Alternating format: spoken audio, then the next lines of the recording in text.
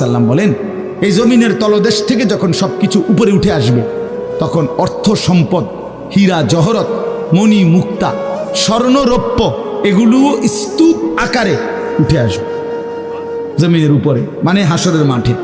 তো নবীজি একেবারে স্পষ্ট হাদিস, নবীজি সাল্লাল্লাহু আলাইহি সাল্লাম বলেন, তখন এই স্বর্ণ রৌপ্য, টাকা পয়সা, হীরা জহরত এগুলো, এই অর্থ সম্পদগুলো আল্লাহর কুদরতে কথা বলবে।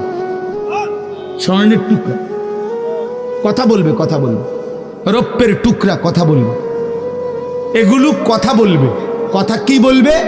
এগুলো তখন ওই নাফরমান মানুষগুলোকে ডাক দিবে, ডাক দিবে, আইয়ুহাস সারিক, হে চোর, এদিকে এই সম্পদের জন্য চুরি করেছিলে, আজ যা দরকার নেও।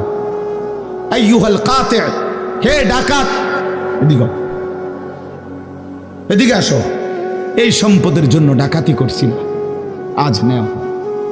হে আত্মীয়তার, আইয়ুহাল কাত, আইয়ুহাল কাতি, আত্মীয়তার সম্পর্ক ছিন্নকারী ব্যক্তি, আসো।